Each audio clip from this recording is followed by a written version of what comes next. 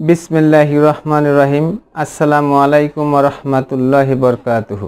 আমি হাকিম মোহাম্মদ আশরাফুল আলম নাহার ডক্টর চেম্বারের পক্ষ থেকে সবাইকে শুভেচ্ছা জানিয়ে শুরু করছি।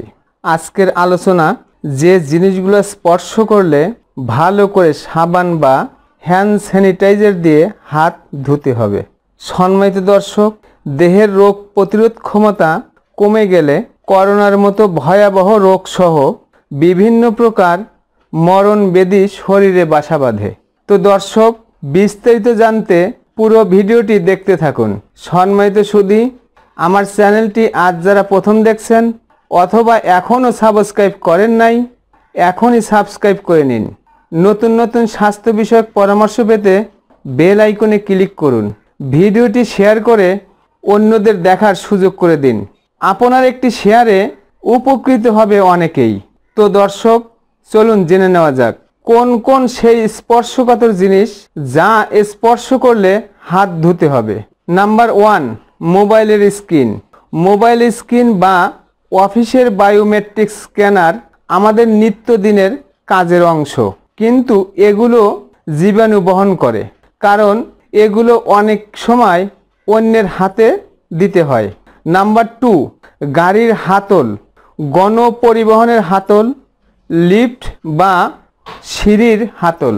দোকানপাট বা অফিসের দরজায় হাত দেওয়ার পর ভাইরাসের বিস্তার রোধে অবশ্যই সাবান বা হ্যান্ড স্যানিটাইজার দিয়ে ভালো করে হাত ধুতে হবে। নাম্বার 3, রেস্টুরেন্টের মেনু। রেস্টুরেন্টে খেতে বসলে সবাই আমরা কম বেশি মেনুতে হাত দিই, কিন্তু একটি মেনু অনেক লোকেই হাতে নেন, এতে কোটি কোটি জীবাণু থাকে। নাম্বার 4, টাকা পয়সা। কারণ টাকা পয়সা সারাদিনে অনেকের হাতে অদল বদল হয়ে থাকে, সুতরাং এতে নানা প্রকার জীবাণু লেগে থাকতেই পারে। তাই টাকা পয়সা হাত দিয়ে ধরার পর অবশ্যই ভালো করে হাত ধুয়ে নিন। নাম্বার 5, জনসমুদ্র এড়িয়ে চলুন। কেননা জনসমাগমে চলার সময় কে কি জীবাণু বহন করে আমরা কেউই জানি না, সুতরাং জনসমাগম থেকে ঘরে ফিরে ভালো করে হাত ধুয়ে নিন, অথবা সবচেয়ে বেটার অজু করে নিন। সর্বদা অজু অবস্থায় থাকুন।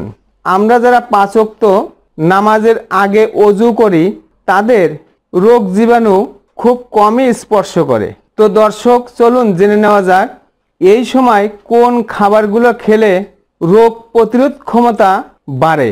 নাম্বার 1, ঠান্ডা, কাশি, গলা ব্যথা বা জ্বর দেখা দিলেই কাল বিলম্ব না করে খেয়ে নিন 1 গ্লাস আদা ও লেবুর চা। কেননা আদাতে অ্যান্টিব্যাকটেরিয়াল ক্ষমতা থাকায় দ্রুত ভাইরাস বা জীবাণু ধ্বংস করে, ফলে গলাকে রাখে সুস্থ।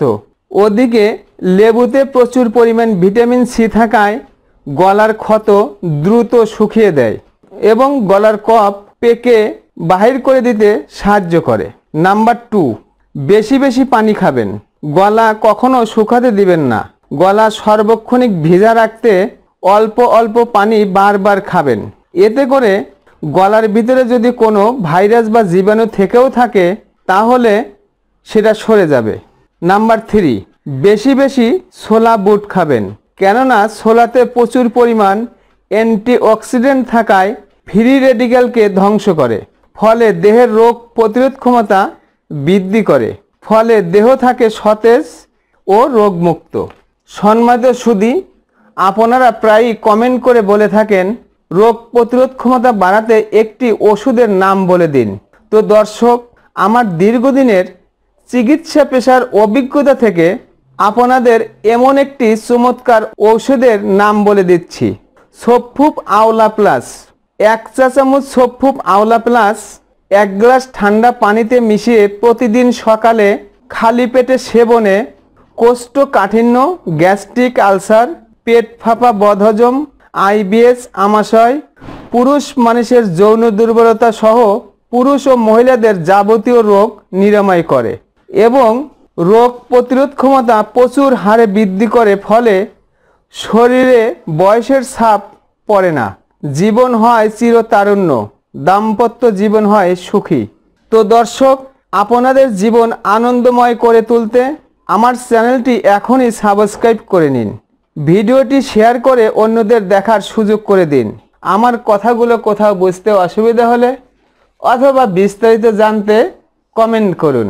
সম্মানিত দর্শক, আপনাদের শরীরে কোনো প্রকার রোগের উপসর্গ প্রকাশ পেলে কাল বিলম্ব না করে বাজার থেকে আন্দাজে ওষুধ কিনে না খেয়ে দ্রুত একজন চিকিৎসকের পরামর্শ নেওয়ার আহ্বান জানিয়ে বিদায় নিচ্ছি।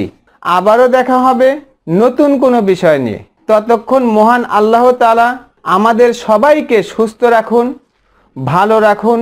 আসসালামু আলাইকুম ওয়া রাহমাতুল্লাহি ওয়া বারাকাতুহু।